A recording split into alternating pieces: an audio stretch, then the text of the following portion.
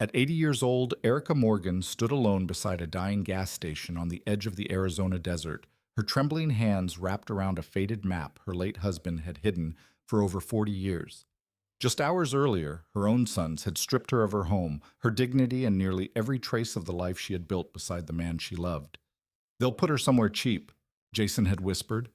Erica heard every word. So before sunrise, she disappeared. But deep beneath the endless desert sand, William Morgan had left behind a secret powerful enough to make the same sons who abandoned her fall to their knees in tears. If you've ever felt forgotten, betrayed, or treated like you no longer matter, stay with Erica's story. Because sometimes losing everything is the first step toward discovering your true worth. For most of her life, Erica Morgan believed sacrifice was simply another word for love. At 22, she had married William Morgan in a tiny church outside Tucson, Arizona, wearing a borrowed white dress and shoes that pinched her feet so badly she could barely walk down the aisle. They had almost nothing back then. William worked long hours repairing farm equipment beneath the brutal desert sun, while Erica served coffee and pie at a roadside diner where truckers came and went like drifting ghosts. But they had dreams. And for Erica, those dreams quickly became centered around two little boys with dark hair and restless eyes. Jason arrived first, loud, fearless, always demanding attention from the world around him. Then came Brian 2 years later, quiet, sensitive forever, following his older brother, like a shadow searching for direction. Erica gave them everything she had, sometimes more than she had. There were winters when William secretly skipped meals so the boys could eat meat twice a week. Summers when Erica worked double shifts despite swollen feet and chronic back pain. Birthdays where William repaired old bicycles from the junkyard because they couldn't afford new ones. And somehow through all of it, Erica never complained. Not once. She still remembered the night she sat beside Jason's bed while he burned with fever, whispering stories until dawn because he was terrified of hospitals. She remembered Brian crying after bullies mocked his stutter in middle school, and how William spent every evening teaching him confidence one patient word at a time. Their home had never been fancy. The roof leaked during monsoon season. The kitchen cabinets never fully closed. The old air conditioner rattled like it was dying every summer. But inside those walls there had once been warmth, laughter, belonging. At least that was how Erica remembered it. Everything began changing after William died. The heart attack came suddenly, one September morning while he was repairing an old truck in the garage. Erica still carried the image in her mind like a wound that never fully healed the way his wrench slipped from his hand. The confusion in his eyes, the sound of his body collapsing onto the concrete floor. After 49 years together, silence entered the house like an unwelcome stranger, and silence stayed. At first, Jason and Brian appeared more often after the funeral. They brought groceries, checked her medications, helped pay bills, or at least that was how it looked from the outside. But grief had sharpened Erica's instincts in ways her sons did not notice. She saw the impatience hidden behind Jason's forced smiles whenever she repeated herself. She noticed Brian avoiding eye contact whenever conversations turned toward money. They no longer sat with her for coffee the way William used to every morning. Visits became shorter, more transactional. Jason mostly talked about business problems, a failed investment, debt, bad partnerships. "The economy's killing everybody," he would mutter while pacing through her living room. "Nobody understands how hard it is right now." Brian rarely argued with his older brother anymore. He simply nodded along quietly, worn down by years of trying to keep peace inside his own troubled marriage. And slowly, almost invisibly, Erica began disappearing inside her own life. Her opinions no longer mattered. Conversation stopped when she entered rooms. One afternoon, she found Jason and Brian whispering in the kitchen while looking over property tax documents. The moment they noticed her, Jason smiled too quickly. "Just handling paperwork for you, Mom." Paperwork. The word lingered in her chest long after they left. Weeks later, Erica noticed missing bank statements, then missing insurance files, then unfamiliar envelopes addressed to Jason hidden beneath a stack of mail. Each discovery brought the same hollow ache she had spent months trying to ignore. Something was changing, something she could not fully understand. But the worst part was not the fear. It was the loneliness. At night, Erica often sat alone on the back porch wrapped in William's old denim jacket, listening to coyotes howl somewhere beyond the distant highway lights. She would stare at the empty chair beside her and imagine his rough, calloused hand resting over hers. William had always noticed things: the sadness people tried to hide, the words left unspoken. If he had been alive, none of this would have happened. Deep down, Erica knew that. One rainy afternoon, she overheard Jason arguing with someone on the phone in the garage. "We can sell it fast," he snapped. "The neighborhood value's climbing every month." Sell what? Erica froze outside the door. Then came the sentence that hollowed something inside her chest. She doesn't need that much space anymore anyway.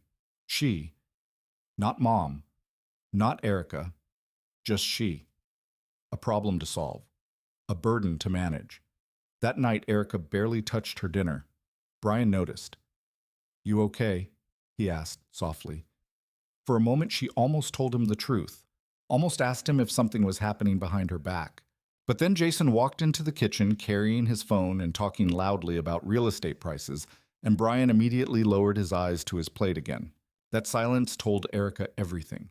Her sons were hiding something together, and Brian, her gentle boy who once cried when birds fell from nests, was helping hide it. The realization broke her heart more than anger ever could. Days later, Erica wandered into William's old garage searching for a box of Christmas decorations. The room still smelled faintly of oil, sawdust, and desert dust. Nothing had changed since his death. His tools remained carefully arranged on the wall exactly as he left them. His old radio still sat beside the workbench. For the first time in months, Erica allowed herself to cry openly. Not quiet tears, not controlled grief, but the kind that shook her entire body. "I don't know what to do anymore," she whispered into the empty garage. The silence that followed felt unbearable. Then her eyes drifted toward the old wooden cabinet William never allowed anyone else to touch. A strange feeling settled over her, something between memory and instinct. Slowly, Erica walked toward it, and somewhere far beyond the city, beyond the betrayal slowly unfolding around her, the Arizona desert waited in silence. The cabinet key was exactly where William always kept it, inside an old coffee tin hidden behind rusty nails and loose screws. Erica stared at the small brass key resting in her trembling palm, her chest tightening with emotions she could no longer separate: grief, fear, confusion, longing.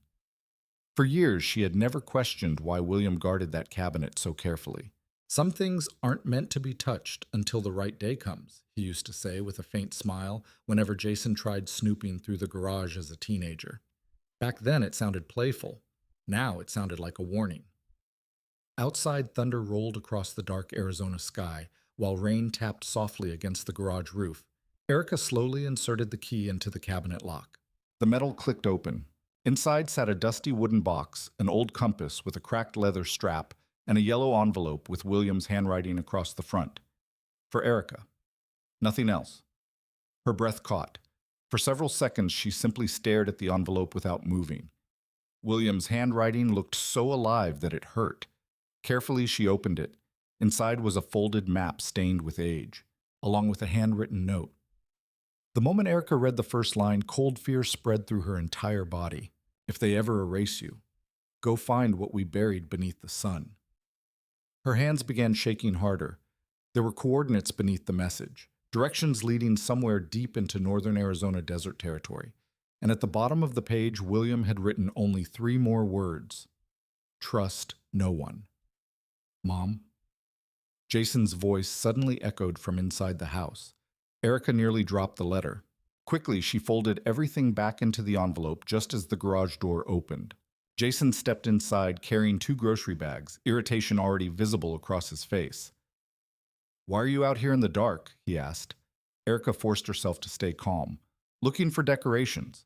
Jason glanced around the garage distractedly before setting the groceries down. "We need to talk tomorrow," he said. "Brian's coming over too." Something in his tone made Erica's stomach tighten. Not concern, not warmth. Business. She nodded quietly. Jason hesitated for a moment before speaking again. "You know we're trying to help you, right?" The words sounded rehearsed, like something practiced in advance. Erica looked at her son carefully.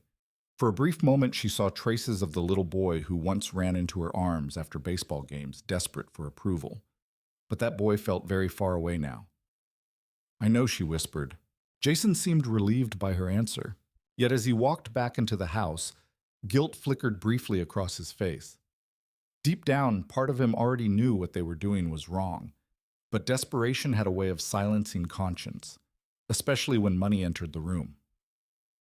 The next morning, Brian arrived carrying a folder beneath his arm. Erica immediately noticed how nervous he looked. His eyes stayed fixed on the kitchen table instead of her face. Jason spoke first. "We found a really nice retirement community for you." Retirement community. The phrase landed like ice water. Erica sat silently while Jason continued talking. "They have medical staff 24/7, security, transportation, activities for seniors." Mom Brian added softly, "It's actually really beautiful there." Beautiful. As though beauty could replace dignity. Erica folded her hands carefully in her lap. "And what happens to this house?" she asked. Jason answered too quickly. "We'll manage it for you. Manage it. Not protect it. Not preserve it. Manage it." A terrible realization began settling into place. "Have you already sold it?" Erica asked quietly. Silence. Brian lowered his eyes instantly. And Jason exhaled sharply, frustrated that she had figured it out sooner than expected. "It's complicated," he muttered.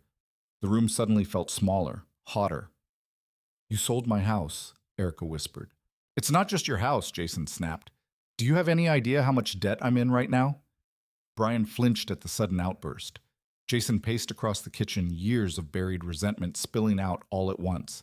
"You sit here alone in a 3-bedroom house while the property value keeps climbing. Do you know how insane that is?" Erica stared at him in disbelief. This was not the voice of her son. This was the voice of greed wearing her son's face. "We're trying to protect you," Brian said weakly. "No," Erica replied softly. "You're trying to protect yourselves." Jason slammed both hands against the counter. "You can't live alone forever." "And whose decision should that be?" Erica asked. Jason opened his mouth but had no answer. Because deep down he knew. He knew this had never truly been about her safety. It was about money, about pressure, about bad investments and late bills and desperation growing louder every month. But instead of asking for help honestly, he chose betrayal. And Brian chose silence. That hurt Erica most of all. Brian had always been the gentle one, the compassionate one. Yet now he sat frozen while his older brother dismantled their mother's life piece by piece. "You already transferred the deed, didn't you?" Erica asked. Neither man spoke. That silence was answer enough. A numb ache spread through her chest. For nearly 60 years, she and William had built this home together, one paycheck at a time. Every wall carried memories. Every crack in the floor held history. Jason saw property value, but Erica saw life.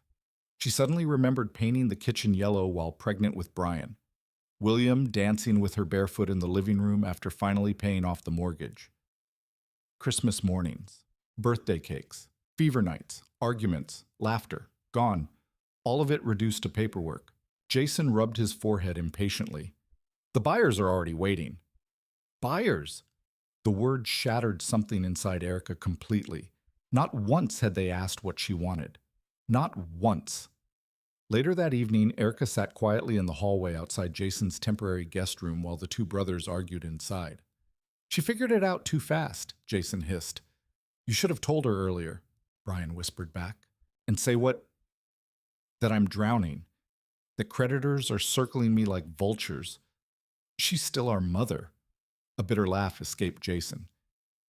"You think guilt's gonna pay my debts?" Erica closed her eyes. Every word pierced deeper than the last. Then came the sentence she would never forget. "We'll put her somewhere cheap for now," Jason muttered. "Once the sale closes, none of this matters anymore. Somewhere cheap. Not a home, not comfort, not dignity, just somewhere cheap." At that moment, something inside Erica Morgan quietly broke. Not loudly, not dramatically, just completely. An hour later, after the house fell silent, Erica returned to the garage. Moonlight slipped through the dusty windows as she reopened William's envelope. Trust no one. For the first time, she understood what he meant. With trembling hands, Erica packed a small suitcase, a few clothes, William's compass, the map, and the framed photograph from their 50th anniversary. Before dawn, she stood one final time inside the empty kitchen. The house felt colder now, stranger, like it already belonged to someone else. Tears filled her eyes as she whispered softly into the silence, "Goodbye, William." Then Erica Morgan walked out the front door carrying the last pieces of her shattered life. And before the Arizona sun rose above the horizon, she disappeared into the desert alone. The Arizona desert looked endless at sunrise. Miles of empty highway stretched beneath a pale orange sky while Erica Morgan gripped the steering wheel of William's old pickup truck with stiff, aching hands. Dust rolled behind her tires in fading clouds, slowly erasing the road she had traveled, as though the desert itself intended to swallow her past whole. For the first time in 80 years, Erica had nowhere to return to. That realization sat heavily inside her chest. She had spent nearly her entire life caring for others. First her parents, then William, then her sons. Every decision she ever made revolved around keeping someone else safe, fed, comforted, loved. And now, in the final years of her life, she had become disposable. The thought should have made her angry. Instead, it made her unbearably sad.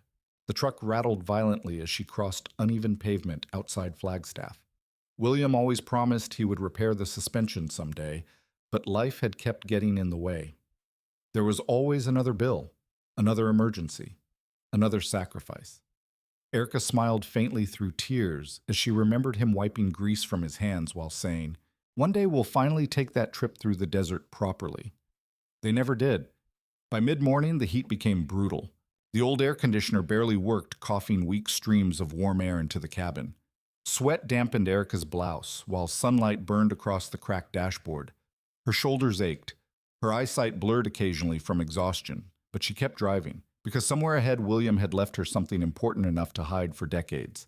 And deep down, Erica trusted him more than she trusted her own children now. That truth wounded her every time she thought about it. Around noon, the truck began making a grinding noise. Erica's stomach tightened instantly. "No, please, no," she whispered. The engine sputtered once, twice, then smoke curled from beneath the hood. The truck lurched to a stop beside a lonely stretch of desert road lined with red rock and dry brush. Silence followed. A vast, suffocating silence. Erica sat frozen behind the wheel as panic slowly crept into her chest. There were no nearby buildings, no passing cars, no cell service, only heat shimmering endlessly beneath the Arizona sun. For a moment, fear nearly overwhelmed her. At 80 years old, stranded alone in the desert, abandoned by family, the situation suddenly felt terrifyingly real. Her hands trembled as she stepped out of the truck. The heat hit her immediately, like opening an oven door. Erica carefully lifted the hood, though she barely understood what she was looking at. Steam hissed upward. "That doesn't look good." The voice startled her. Erica turned sharply. An older Navajo man stood beside an aging tow truck parked several yards behind her. She had not even heard him arrive. He appeared to be somewhere in his late 60s, with weathered skin, calm, dark eyes, and silver streaks running through long braided hair beneath a faded work cap. There was something deeply steady about him, like stone shaped by time. "You scared me," Erica admitted softly. The man gave a small nod. "Truck overheated," he said, walking closer. "Radiator hose looks cracked." Erica exhaled shakily. "I was afraid it was worse. It could still become worse if you keep driving it." His tone carried no cruelty, only honesty. The man studied her carefully for a moment. "You traveling alone?" Erica hesitated. "Yes." He glanced at the suitcase in the truck bed, then at the exhausted expression she could no longer hide. People who spent their lives observing silence often became skilled at recognizing pain. "My name's Nathan Redhawk," he said finally. "There's a garage about 15 miles west. I can tow you there." Emotion unexpectedly tightened Erica's throat. Kindness felt unfamiliar lately. "Thank you," she whispered. Nathan worked quietly while securing the truck to the tow rig. Erica noticed the faded military patch sewn onto his jacket sleeve and the deep scars along his hand. This was clearly a man who had survived difficult things. During the drive, neither spoke much at first. The desert rolled endlessly outside the windows, red cliffs, dry riverbeds, abandoned signs slowly consumed by sand. Beautiful, lonely, ancient. Nathan eventually broke the silence. "Most people don't come this far unless they're searching for something." Erica looked down at William's compass resting in her lap. "Maybe I am." Nathan's eyes shifted briefly toward the object. The moment he saw it clearly, something in his expression changed. Not fear exactly, recognition. "Where did you get that?" he asked quietly. "My husband left it to me." Nathan stared at the road for several seconds. "That symbol," he said slowly. "I haven't seen it in years." Erica's pulse quickened. "You recognize it?" Nathan gave a faint nod. "My grandfather used to talk about miners who disappeared north of here a long time ago. Said some families protected secrets people were willing to kill for." A chill ran through Erica despite the desert heat. William never spoke about any of this. Not one once. Nathan glanced at her again. "Where exactly are you headed?" For a moment, Erica considered lying. But something about Nathan felt trustworthy in a way she could not explain. She carefully unfolded the old map. Nathan's face darkened almost immediately. "You shouldn't go there." "Why?" He remained silent for several moments before answering. "Because some places are buried for a reason." The words lingered heavily inside the truck cab. Erica studied the map again. The coordinates pointed toward an isolated region far beyond the nearest towns. Empty desert, forgotten land. But beneath William's handwritten message, she now noticed something else faintly scratched into the paper. A date. 48 years ago. Nathan eventually pulled into a small repair garage beside a weathered gas station surrounded by rusting vehicles and wind-worn signs. The place looked forgotten by time itself. While Nathan repaired the radiator hose, Erica sat outside beneath a faded awning drinking cold water from a paper cup. For the first time since leaving home, she allowed herself to breathe. The desert wind carried the scent of dust and distant rain. Oddly enough, she no longer felt entirely broken. Afraid, yes. Lonely, certainly. But somewhere beneath the grief, something else had begun forming quietly inside her. Purpose. That frightened her almost as much as the unknown road ahead. Nathan eventually emerged, wiping grease from his hands. "You can drive again," he said. "At least for now." Erica stood slowly. "How much do I owe you?" Nathan shook his head. "Your husband already paid." Confusion crossed Erica's face. "What?" Nathan looked toward the distant desert horizon. "Not with money." Before Erica could ask another question, Nathan reached into his pocket and pulled out an old photograph worn soft with age. Inside the picture stood a much younger William Morgan beside several miners outside a desert settlement. And beside William, a teenage Nathan Redhawk. Erica stared at the image in shock. "You knew my husband." Nathan nodded once. A shadow crossed his face. Long ago. Silence stretched between them. Then Nathan spoke the words that changed everything. "If you continue following that map, Mrs. Morgan, you're not just searching for a secret." His dark eyes lifted toward the endless desert beyond the highway. "You're walking into a graveyard." Late that evening, Erica drove deeper into the desert alone once more. And just before sunset, abandoned wooden structures appeared in the distance beneath the burning orange sky. Waiting. The abandoned town looked like the skeleton of a forgotten world. As Erica Morgan drove closer, the fading sunlight revealed collapsing wooden buildings half buried beneath drifting sand. Rusted mining carts sat motionless beside broken rail tracks disappearing into the earth. Wind pushed through empty windows with a low, hollow whistle that sounded almost human. The place felt haunted, not by ghosts, by memories.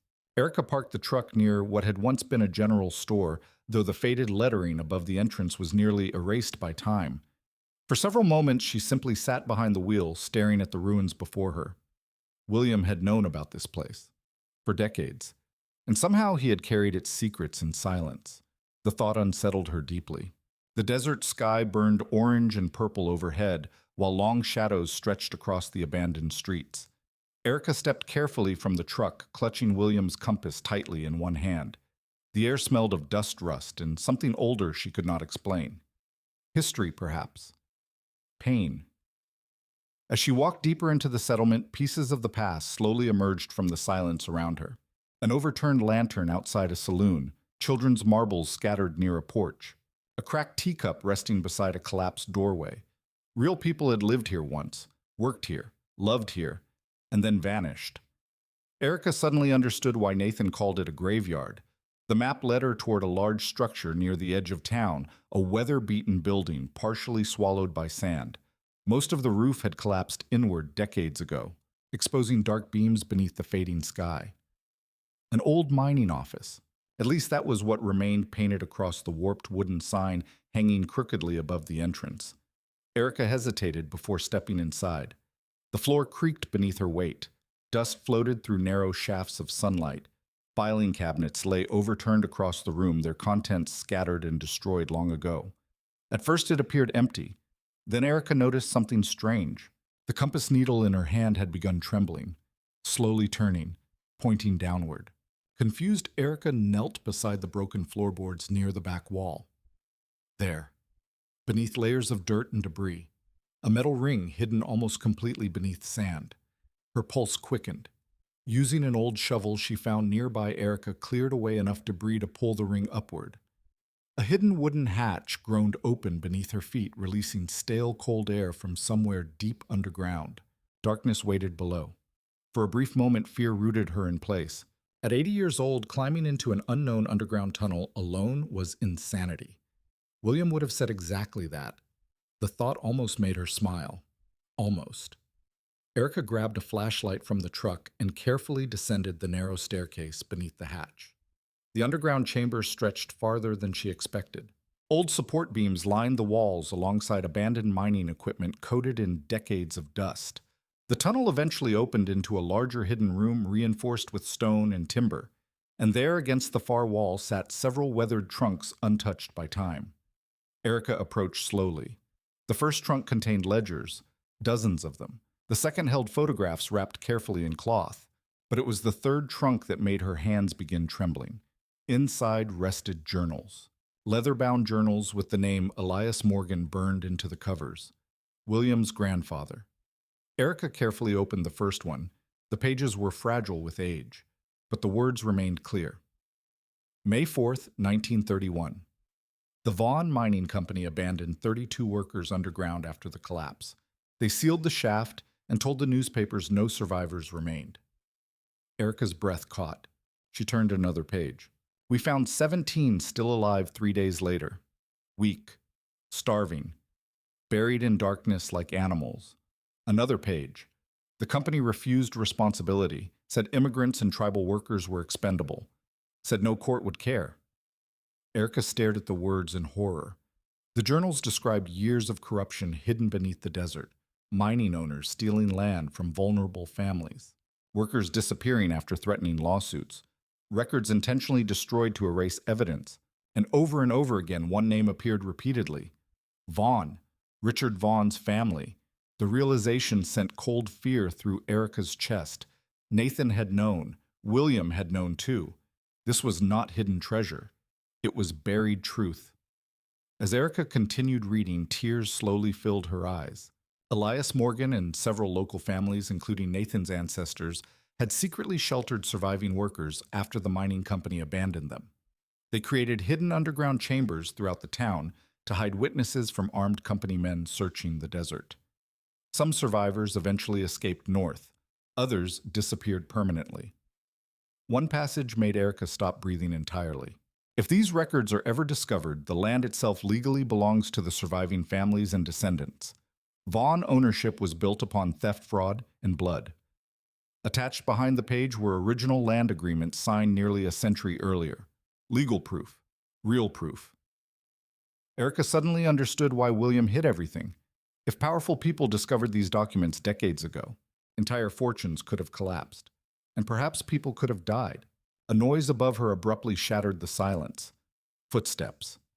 Erica froze instantly. Someone was outside. Slowly she switched off the flashlight. Darkness swallowed the chamber.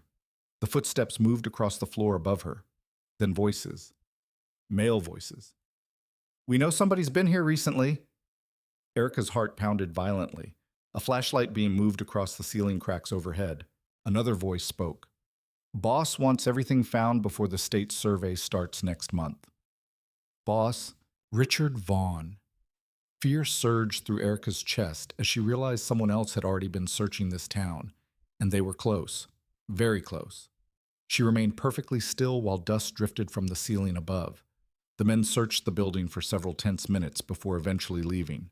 Only after silence returned did Erica dare breathe normally again. Her hands shook as she gathered several journals and documents into a canvas bag. This was far bigger than family betrayal now, far bigger than Jason selling her home. William had sent her here for a reason, not simply to survive, but to protect something. Outside night had fully settled across the desert by the time Erica climbed back above ground. Stars stretched endlessly overhead. The abandoned town looked even more eerie beneath moonlight. As Erica locked the journals safely inside the truck, she noticed headlights glowing faintly in the far distance, moving slowly across the desert toward the town. Searching. Panic tightened inside her chest. Without wasting another second, Erica climbed into the pickup and drove deeper into the darkness. But miles away inside a luxury office overlooking downtown Phoenix, Richard Vaughn stared coldly at an old photograph lying across his desk. A photograph of the abandoned mining town. And beside it sat a recent report containing only one sentence highlighted in red. Possible surviving Morgan records discovered. Richard's expression darkened. Find them, he said quietly, because after nearly a century buried beneath sand and silence, the truth was beginning to rise. By the third day, Erica Morgan realized someone was following her. Not constantly, not openly, but enough to make the desert itself feel unsafe. Twice she spotted tire tracks near the abandoned town that had not been there before. Once she noticed fresh cigarette ashes outside the old mining office.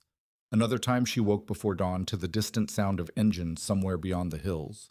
Each sign tightened the knot of fear growing inside her chest. Still she refused to leave. Every night, Erica sat inside the truck, reading William's family journals beneath the weak glow of a flashlight.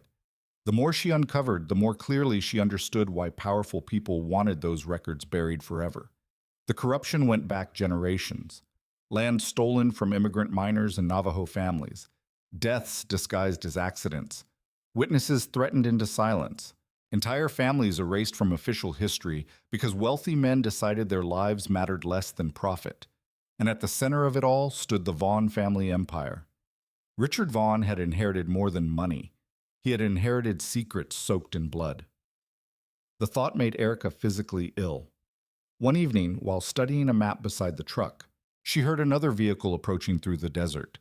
This time, it did not slow down in the distance. It came directly toward her. Fear shot through Erica instantly.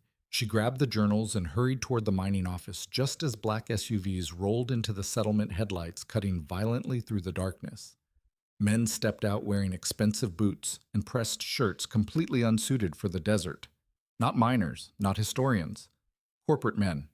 One of them spotted her truck immediately. She's here. Erica's pulse pounded in her ears as she slipped into the shadows behind the building. At 80 years old, hiding from armed strangers in the middle of the desert felt surreal.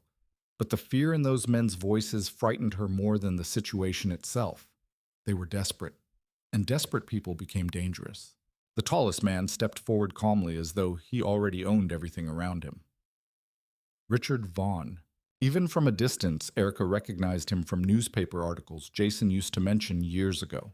Silver-haired, perfectly dressed, cold-eyed, the kind of wealthy man who spoke softly because he expected the world to obey him. Richard studied the abandoned town with visible irritation before speaking. "Mrs. Morgan?" he called out evenly. "You don't need to hide." Erica remained silent. Richard sighed faintly. "I know you found documents down there." Still silence. His expression hardened slightly. "Those records are dangerous in the wrong hands." At that, Erica almost laughed. Dangerous. As though the truth itself were the crime. Finally, she stepped carefully from the shadows. Richard watched her with measured calculation. Not cruelty exactly, but the detached confidence of a man used to controlling outcomes. "You should not have come here," he said. Erica straightened her shoulders despite the fear clawing at her stomach. "My husband wanted me here." A flicker crossed Richard's face at the mention of William. "So William really kept them hidden all these years," he murmured. Erica said nothing. Richard slowly approached her. "I'm willing to make this easy," he continued. "You give me the journals, and I'll make sure you're taken care of financially for the rest of your life." There it was, the offer. Money in exchange for silence. For decades, men like Richard Vaughan had probably solved every problem this way. Erase, buy, bury, move on. Erica clutched the canvas bag tighter. You mean you'll pay me to disappear quietly? Richard's eyes narrowed slightly. You don't understand what you're carrying. No, Erica replied softly. I think I finally do. For the first time, annoyance cracked through Richard's calm mask. These documents could destroy hundreds of jobs tied to my development project. Erica stared at him in disbelief. Hundreds of jobs. As though that somehow outweighed generations of stolen lives. My husband protected these families, she said. Your family buried them. Richard's voice turned colder. Be careful, Mrs. Morgan. History is rarely as simple as people want it to be. Then he glanced toward the underground tunnels. And old places can become very dangerous. The threat hung openly in the air. Erica felt it immediately. So did the men standing behind him. Richard Vaughan was no longer negotiating. He was warning her. That night, Erica drove back toward Nathan Red Hawk's garage beneath a sky crowded with stars. Her hands trembled so badly she nearly missed the turnoff twice. By the time she arrived, exhaustion had hollowed her completely. Nathan stepped outside before she even knocked. One look at her face told him everything. He found you. Erica nodded weakly. Nathan led her inside the small garage office, where an old fan pushed warm desert air across faded walls lined with tools and photographs. For several minutes, neither spoke. Then Erica finally whispered, William knew this would happen. Nathan sat quietly across from her. Yes. Why didn't he tell me? Nathan looked down at his weathered hands. Because he loved you. The answer confused her. Nathan continued carefully. William believed if people knew what he was protecting, your family would become targets. He thought keeping you away from it was safer. Erica felt tears burn her eyes again. Even after death, William had still been trying to protect her. Nathan reached into a cabinet and removed another old photograph. This one showed William standing beside several miners and tribal families outside the abandoned settlement decades earlier. They trusted him, Nathan said quietly, and he never betrayed that trust. Erica studied William's younger face in the photo. Steady, quiet, strong. For years she believed she knew everything about the man she married. Now she realized William carried an entire hidden burden silently beside her all along. The weight of that realization broke her heart in a different way. Meanwhile, hundreds of miles away in Phoenix, Jason Morgan sat nervously inside Richard Vaughan's office tower overlooking the city skyline. Jason had not slept properly in days.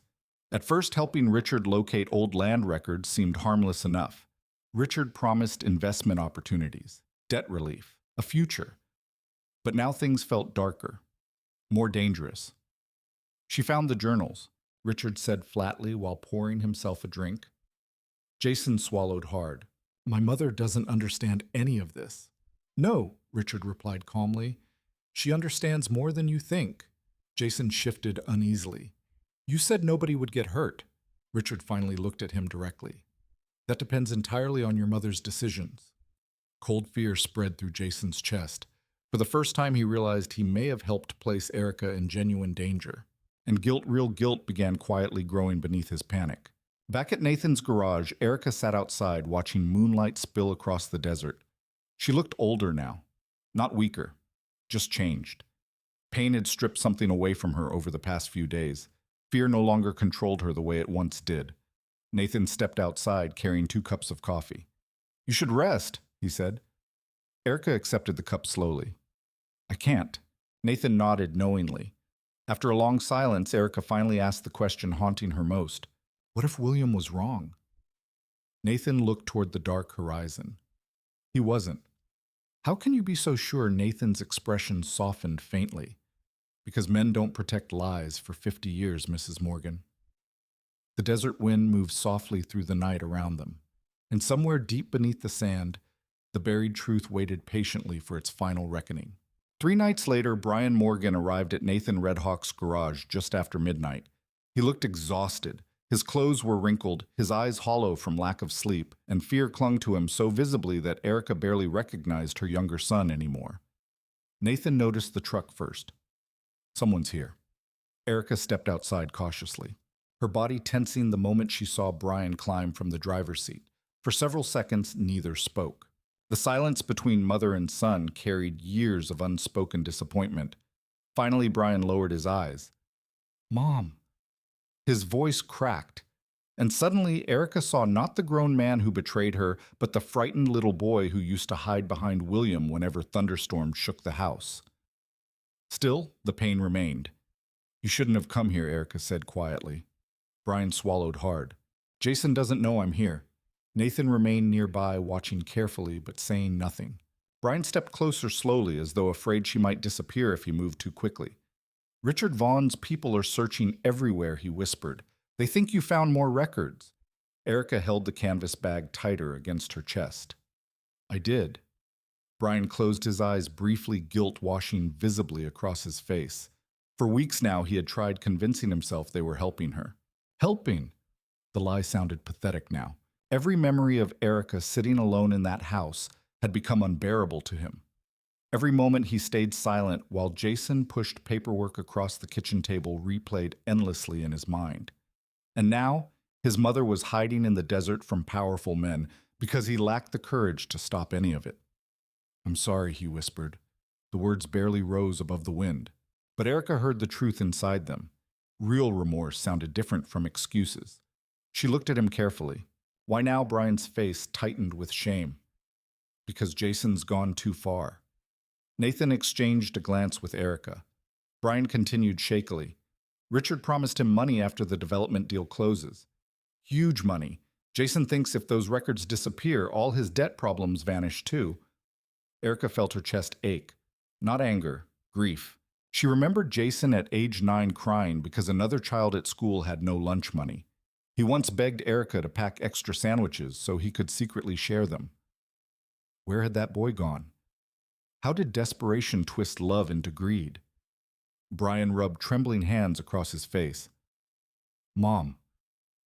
Richard's grandfather wasn't just involved in the mining cover-up. Erica's pulse quickened. There's more. Brian nodded slowly. I found old legal files at Richard's office. Death settlements, witness payments, missing records. Nathan's expression darkened instantly. Brian looked toward him uneasily. My grandfather used to talk about families disappearing after the collapse, Nathan said quietly. Men coming at night, fires, threats. Brian nodded. It's true. Silence settled heavily around them. The desert wind pushed dust softly across the ground, while somewhere far away coyotes cried beneath the moonlight. For the first time, Erica truly understood the scale of what William protected all those years. Not just land, not just money. People. Forgotten people erased from history because powerful men believed nobody would fight for them. And perhaps nobody had. Until now. The next morning, Nathan led Erica and Brian back toward the abandoned mining town. Clouds gathered overhead as they crossed the desert, muting the harsh sunlight beneath a gray, restless sky. Nathan stopped near the collapsed mining office. There's another chamber deeper underground, he said quietly. Most people never knew it existed. Erica stared at him in surprise. You've been there before, Nathan nodded once. My grandfather showed it to me when I was a boy.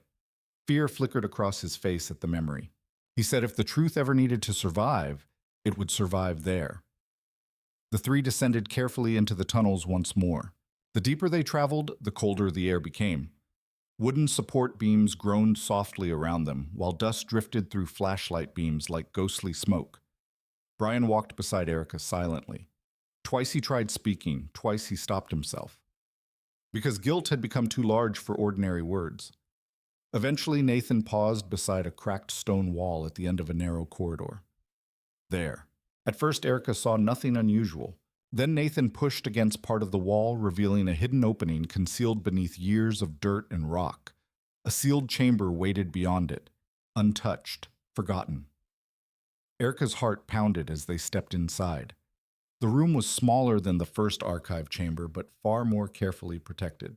Shelves lined the walls containing boxes wrapped in oilcloth and sealed metal containers untouched by moisture. And in the center of the room sat a heavy iron lockbox. Nathan slowly opened it.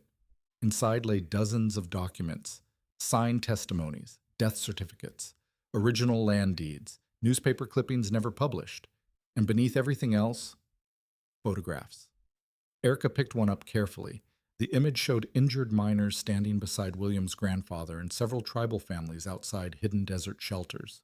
Another showed armed men wearing Vaughn Mining Company badges. Then Erica found the photograph that made Brian stagger backward in shock. Richard Vaughn's grandfather standing beside local officials during a forced land seizure, and behind them several frightened immigrant families being removed from their homes at gunpoint. "Oh my God," Brian whispered. Nathan's jaw tightened. There it is. Proof. Not rumors. Not stories passed through generations. Truth. Written, photographed, documented. Erica carefully unfolded another paper from the lockbox. A handwritten confession dated 1934. The writer described mining executives intentionally sealing unstable shafts despite knowing workers remained trapped underground. One sentence made Erica physically ill. They said poor men disappear easier in the desert. Brian covered his mouth. Tears filled his eyes. For the first time in his life, he fully understood what his father had carried silently all those years. William Morgan had not hidden treasure. He had protected justice, waiting for the right moment to rise. And Erica was the person he trusted to finish what he never could. The realization overwhelmed her completely. Tears slipped quietly down her face as she held William's old compass against her chest. He knew, she whispered. Nathan nodded softly. He always knew you were stronger than you believed. Brian suddenly broke down. Not quietly, not carefully. Years of guilt collapsed all at once. "I'm sorry, Mom," he sobbed.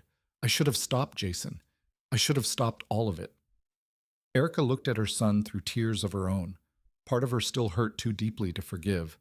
But another part remembered the gentle boy who once carried injured birds home because he couldn't bear seeing pain.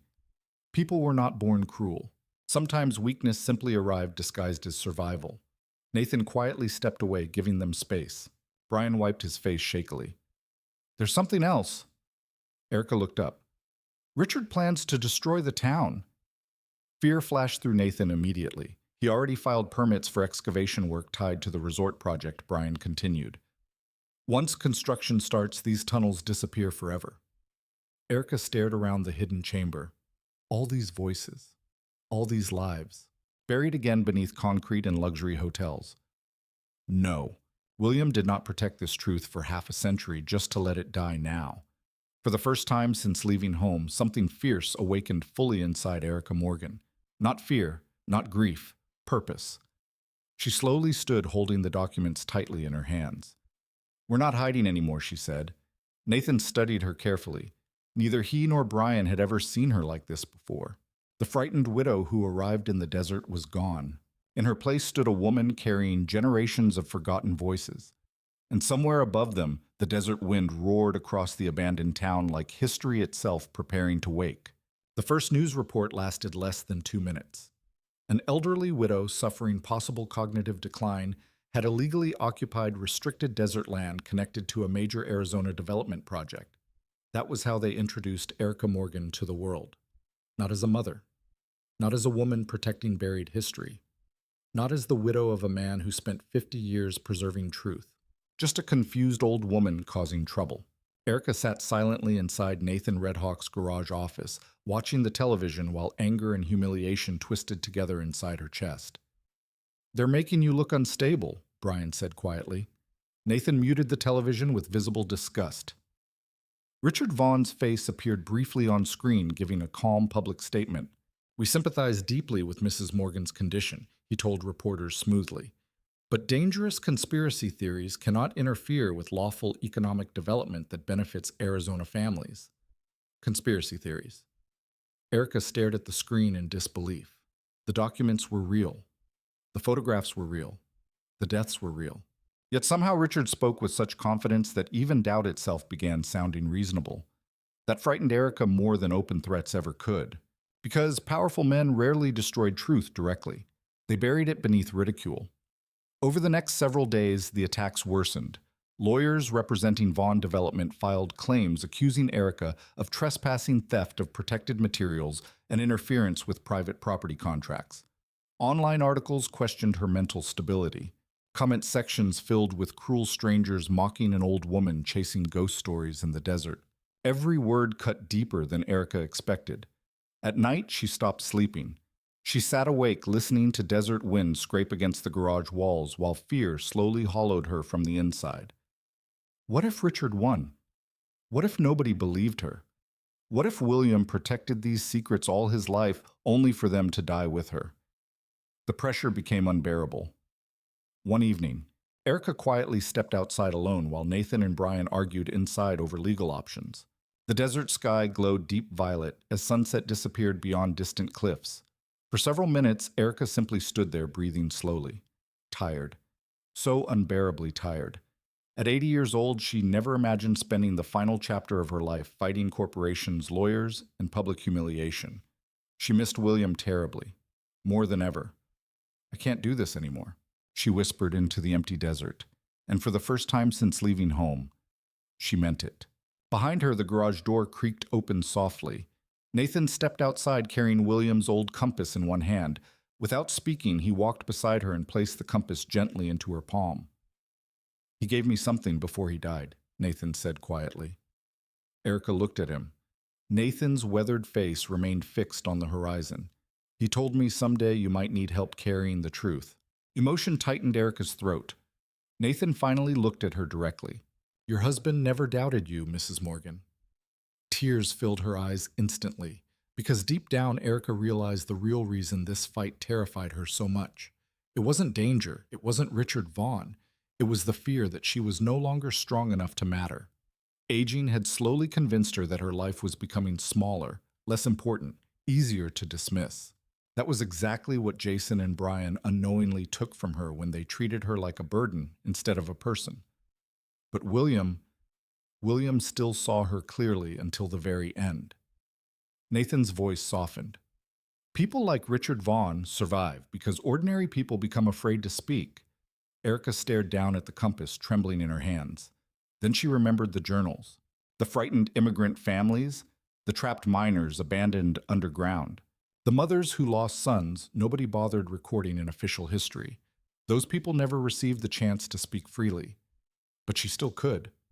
The realization changed something inside her again. The next morning, Erica made a decision. We release everything. Brian looked stunned. All of it. All of it. Nathan studied her carefully before nodding slowly.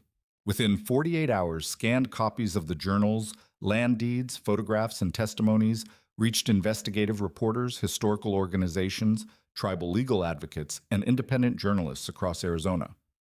At first, almost nobody responded. Then one article changed everything.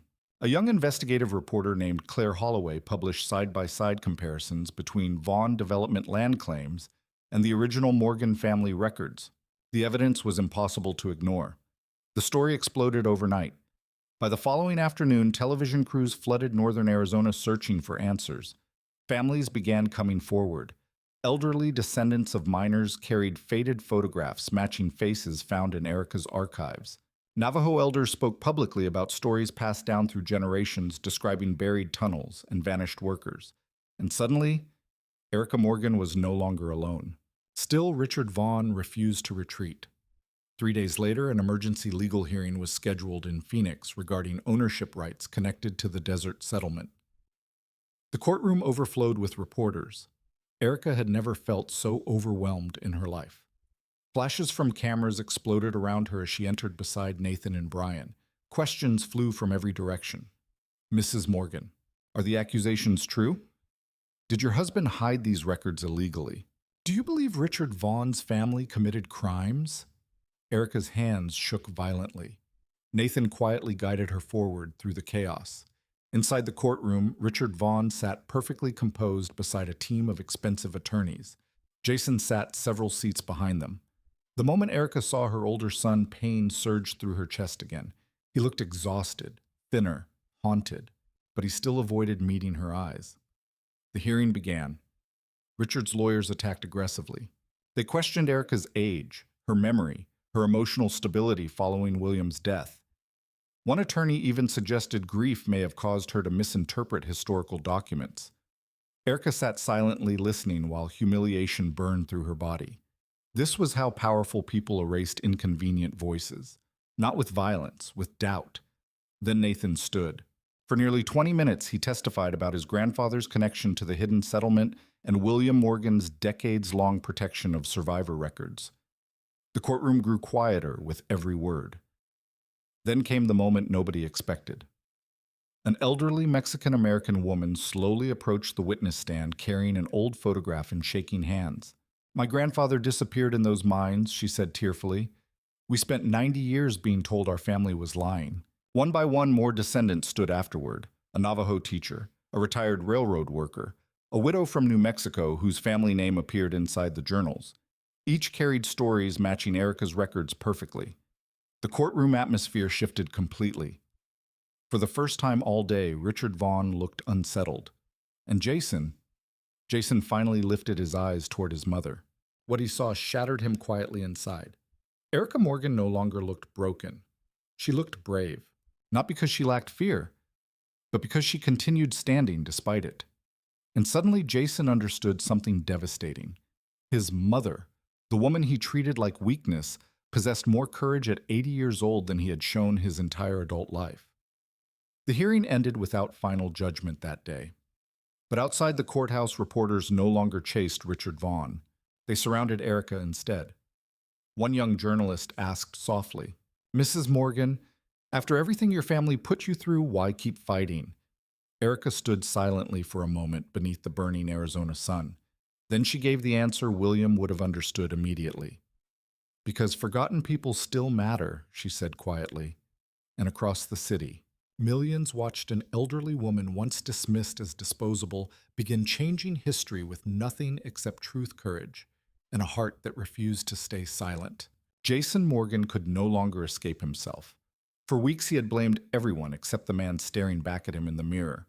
The economy, bad investments, predatory lenders, pressure, stress. But deep down, Jason knew none of those things forced him to betray his mother. That choice belonged entirely to him. Late one night, he sat alone inside his dark apartment watching news coverage replay Erica Morgan's courthouse statement again and again. Because forgotten people still matter. The words cut through him like glass. His mother looked smaller on television than he remembered, frailer, tired, and yet somehow stronger than everyone around her. Jason lowered his head into trembling hands. Memories he had spent years burying began rising relentlessly to the surface. Erica standing in line at thrift stores buying secondhand school clothes so Jason could attend field trips without embarrassment. Erica working double shifts at the diner after William injured his back. Erica pretending she already ate dinner because there wasn't enough food for everyone. As a child, Jason never noticed the sacrifices fully.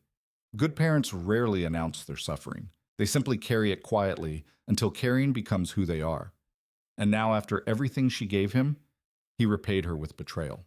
The shame became unbearable. His phone suddenly vibrated across the coffee table. "Richard Vaughn." Jason hesitated before answering. "You need to come in," Richard said immediately. Something in his voice felt different, colder. Jason arrived at Vaughn Development 30 minutes later. Rain hammered against downtown Phoenix while lightning flickered across the skyline outside Richard's office windows. Richard stood beside the glass, holding a whiskey tumbler loosely in one hand.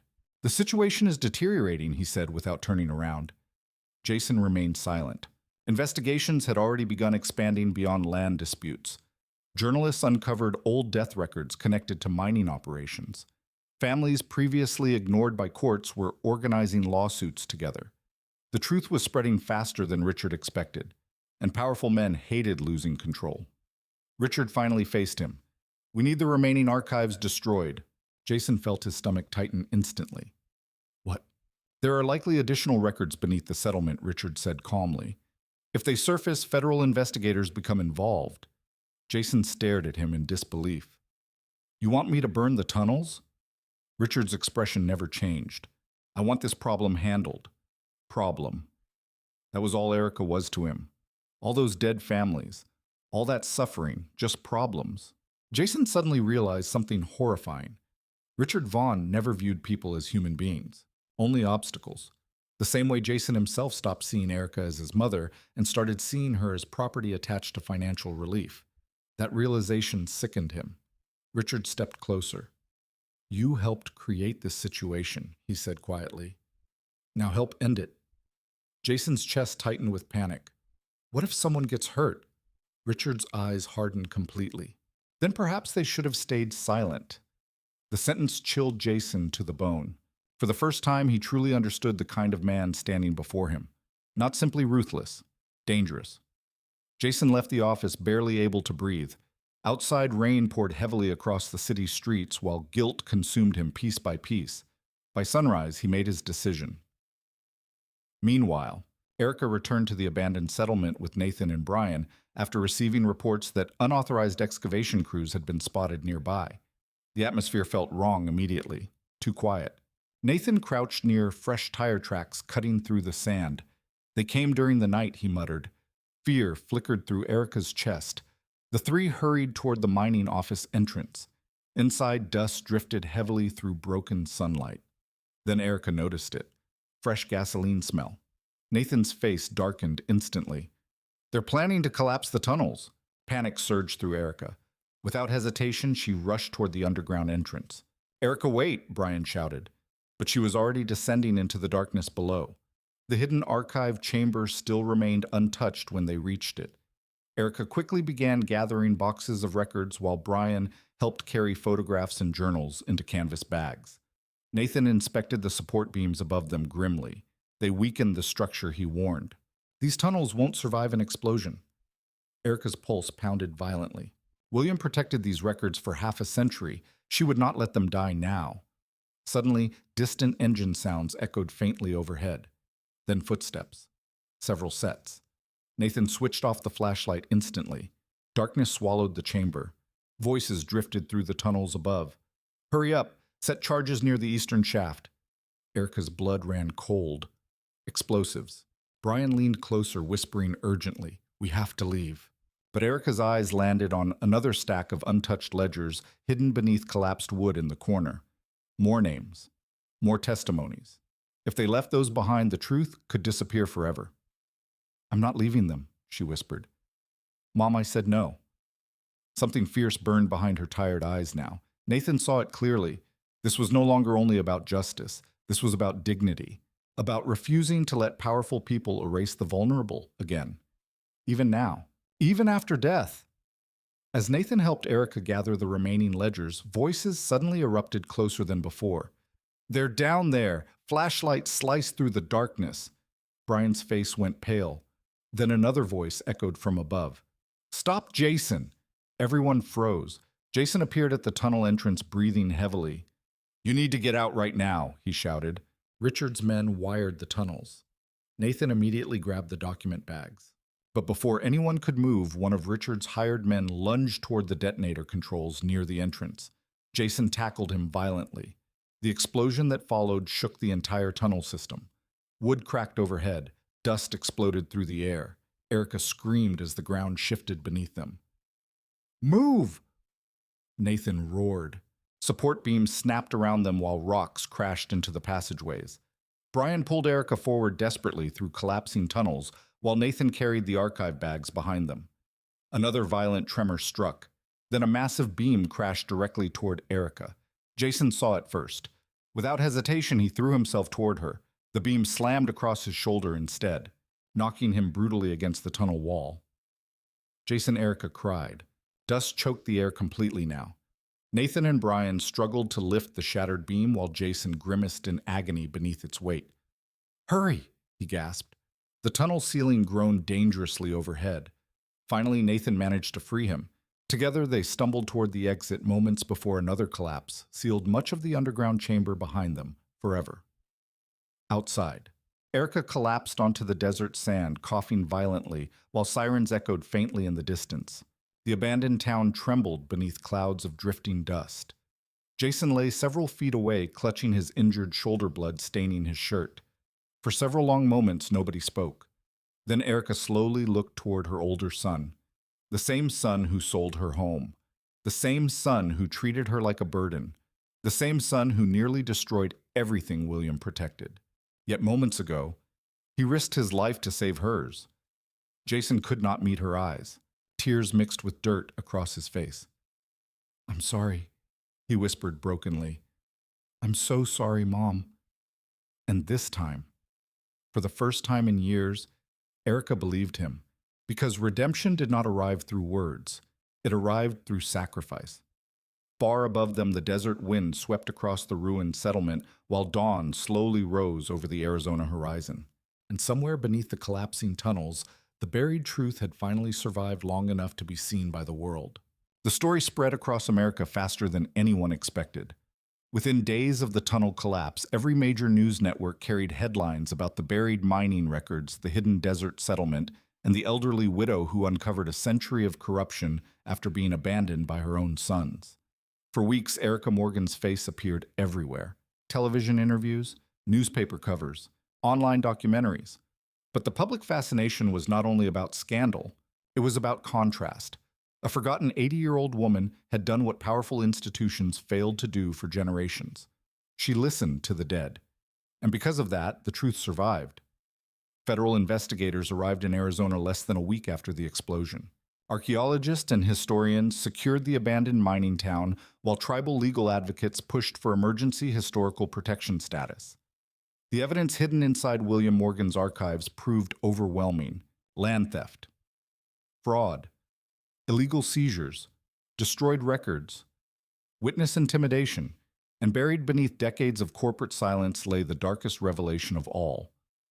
The Vaughn Mining Company knowingly sealed unstable shafts while workers remained alive underground. The moment investigators confirmed the authenticity of the journals and signed testimonies, Richard Vaughn's empire began collapsing publicly. Stock prices crashed. Investors fled. Old lawsuits reopened. Former employees started cooperating with investigators in exchange for immunity. Even people who once feared Richard suddenly found courage after realizing he could finally fall. That was the strange thing about power. It looked invincible, until the moment it cracked. Richard Vaughn was arrested quietly just before sunrise outside his Phoenix estate. No cameras, no dramatic speech, only handcuffs and silence. When Erica saw the footage later that evening, she felt no triumph, no joy, only sadness. Because none of it could return the lives already lost. None of it erased the suffering hidden beneath the desert for nearly a century. Nathan noticed her expression while they watched the news together inside the small garage office. "You expected revenge to feel better," he said softly. Erica stared at the television screen where reporters discussed Richard's downfall endlessly. "I thought it would," she admitted. But it didn't. Hatred exhausted people. She understood that now. Meanwhile, Jason recovered slowly from his injuries at a rehabilitation center outside Phoenix. The beam that struck him during the tunnel collapse shattered part of his shoulder and left permanent nerve damage in his right arm. The pain humbled him daily, but guilt hurt worse. Every morning, he replayed the memory of Erica standing silently in the kitchen while he discussed selling her home like it was nothing more than a business transaction. He hated himself for that memory. Brian visited often. Sometimes they talked. Sometimes they sat in silence. For years, Jason believed strength meant control, success, money. But now, lying awake through endless, painful nights, he finally understood something William tried teaching him long ago. Real strength was measured by how people treated those who depended on them. And by that measure, Jason had failed completely. One afternoon, Erica visited him alone. Jason looked terrified when she entered the room. Not because he feared anger, because he feared forgiveness he no longer believed he deserved. "Mom," he whispered weakly. Erica sat carefully beside the bed. For several moments, neither spoke. Jason stared at his bandaged shoulder. "I destroyed everything Dad spent his life protecting." Erica looked at him quietly. "No," she said softly. "You almost did. The difference mattered." Jason's eyes filled instantly. "I don't know how to fix any of this." Erica studied her son carefully. He looked older now, smaller somehow. Pain had stripped away the arrogance, desperation once built around him. Finally, Erica reached forward and rested her hand gently over his. "You start by becoming someone your father would recognize again." Jason broke down completely. Not because the words were cruel, because they weren't. Outside the hospital window, sunlight poured across the city, while Erica sat beside the son who betrayed her, and realized healing rarely arrived all at once. Sometimes it arrived slowly, quietly, choice by choice. Months later, the federal government officially designated the abandoned settlement a protected historical landmark. Families descended from the miners gathered for the ceremony beneath the Arizona sky. Tribal elders stood beside immigrant descendants whose relatives had vanished generations earlier. Many wept openly. For decades, history ignored them. Now their names would finally survive. Nathan stood beside Erica during the dedication ceremony while reporters crowded nearby. "You changed all this," one journalist told her. Erica shook her head gently. "No," she replied. "The truth changed it. I only carried it. But the public saw something greater in her. Not perfection, not heroism, human dignity. An elderly woman discarded by her own family who still chose courage instead of bitterness. That moved people more deeply than scandal ever could." Letters began arriving from across the country afterward. Widows abandoned by children, veterans forgotten in nursing homes, retired workers living alone. People who believed aging made them invisible. Many wrote the same sentence in different ways. "Your story made me feel seen again." Those letters changed Erica profoundly. For most of her life, she believed her purpose centered entirely around her family. But now she understood something larger. Loneliness was everywhere, especially among the elderly. And loneliness became dangerous when society stopped noticing it. One evening, while watching sunset over the desert beside Nathan, Erica spoke quietly. "I want to build something here." Nathan looked toward her. "For the families," for them, Erica said, "but also for people like me." He waited patiently. Erica stared across the glowing desert horizon. People abandoned when they become inconvenient. Nathan nodded slowly. The following year, the Morgan Desert Heritage Foundation officially opened near the restored settlement. Part museum, part cultural center, part refuge. The foundation preserved mining history while also providing housing assistance, legal advocacy, and emotional support programs for vulnerable seniors abandoned by family or trapped in financial exploitation. Volunteers came from across Arizona: historians, social workers, tribal leaders, students. Even Brian eventually moved nearby to help manage daily operations. And months later, after long hesitation, Jason arrived too, not asking for forgiveness, not expecting trust, only offering work. Nathan watched quietly the first day Jason repaired broken fences beneath the desert sun, using his injured arm despite visible pain. "Do you trust him?" Nathan asked Erica later. Erica thought carefully before answering. "Trust isn't something you announce," she said softly. "It's something people rebuild." And Jason was finally trying. That mattered. Late one evening, after visitors left and desert silence settled gently across the property, Erica stood alone outside the memorial wall listing names recovered from William's hidden records. Hundreds of names. People once erased, now remembered. Tears filled her eyes as she touched William's old compass resting in her pocket. For years, she believed her life was ending the moment her sons abandoned her.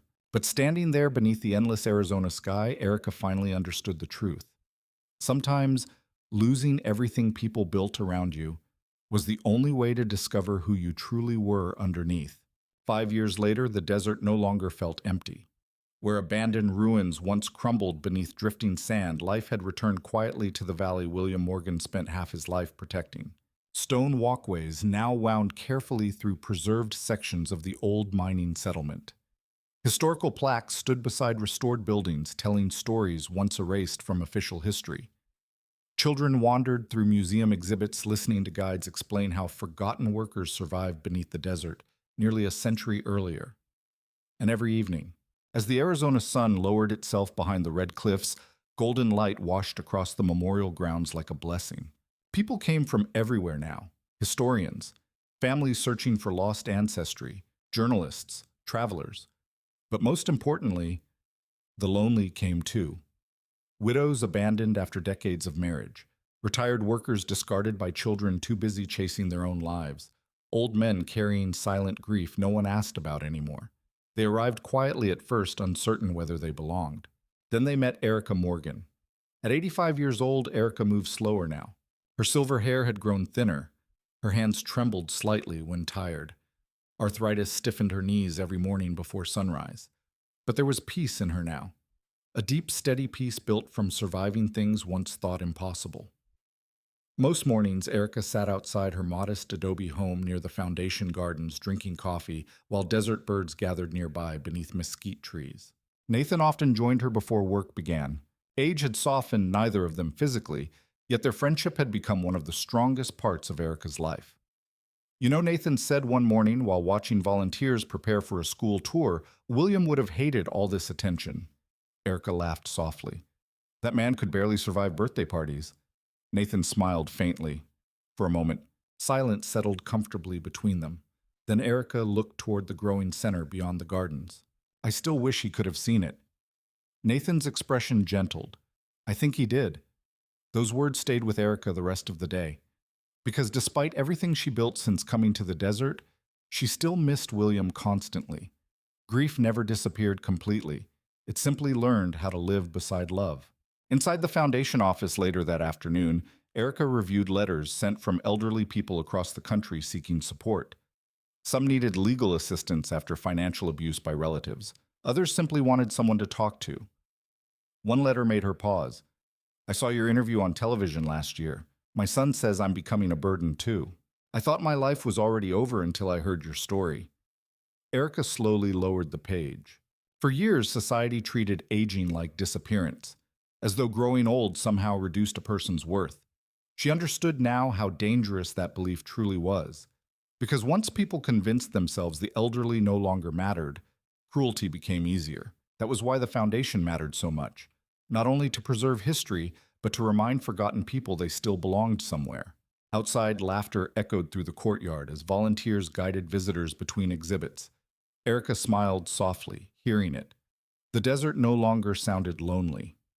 Meanwhile, Jason Morgan spent his afternoons repairing damaged fencing near the northern memorial paths. His injured shoulder never fully healed after the tunnel collapse. Some days the pain became nearly unbearable beneath the desert heat. He accepted it without complaint, partly because he believed he deserved it, but mostly because the work itself changed him. Over the past 5 years, Jason rebuilt trust slowly through consistency rather than promises. He helped elderly residents maintain their homes, drove medical supplies across remote reservations, repaired broken equipment around the center, quietly, without attention, without asking forgiveness to arrive faster than healing allowed. One evening, Erica found him replacing damaged wooden railings near the memorial wall. You're overworking that shoulder again, she said gently. Jason looked up, surprised. I'm fine. You've said that your entire life. A faint smile crossed his face. For several seconds, neither spoke. Then Jason set the hammer down carefully. I still think about that night sometimes, he admitted quietly. Erica knew immediately which night he meant. The kitchen, the house, the betrayal. Jason stared toward the distant desert horizon. I don't understand how I became that person. Erica studied her son carefully before answering. Pain changes people, she said softly. But so does fear. Jason swallowed hard. I was terrified of failing, and in trying to escape failure, Erica whispered, You forgot who you were. Tears filled his eyes instantly. Not dramatic tears, just exhausted ones. I'll spend the rest of my life regretting what I did to you. Erica stepped closer slowly. Then after years of hurt, grief, distance, and rebuilding, she gently kissed his forehead. Jason broke down crying like a child, because forgiveness did not erase consequences. But sometimes it gave broken people permission to become human again. That night, after everyone left, Erica returned alone to her home, carrying a small wooden box she had not opened in years. William's final belongings. She sat beside the window while moonlight spilled softly across the room and carefully lifted the lid. Inside rested photographs, old receipts, letters, and beneath everything else, one final envelope. Her breath caught instantly. The handwriting belonged to William. For Erica, when you finally understand, hands trembling, Erica unfolded the letter slowly. My darling Erica, if you are reading this, then life became harder than I ever wanted for you. I'm sorry for that. I spent many years believing my job was protecting everyone else, the records, the families, the truth. But the greatest thing I ever protected was you. You once asked me why I trusted people so easily. I never answered properly. The truth is, I trusted the world because I trusted you. You carried kindness into places that had forgotten how to recognize it. You made broken people feel human again, even me. And if the day ever came when this burden reached your hands instead of mine, I knew you would carry it farther than I ever could. You were always the strongest part of this family. Always. William. By the time Erica finished reading, tears streamed freely down her face. Not tears of sorrow, but of recognition. For most of her life, Erica Morgan believed strength looked loud, powerful, certain. But William understood something deeper long before she did. Real strength often looked gentle, patient, quiet. It looked like sacrifice no one applauded, compassion no one repaid, love that continued even after betrayal. Near sunset the following evening, Erica stood alone atop the ridge overlooking the restored desert settlement. Golden light stretched endlessly across the sand while wind moved softly through the memorial flags below. Once abandoned, now needed, once erased, now remembered. And as the desert sun slowly disappeared beyond the horizon, Erica. Morgan smiled peacefully into the fading light, knowing at last that her life had never lost its value. Not at 80, not after betrayal, not even after losing everything. Because some souls become strongest only after the world stops seeing them.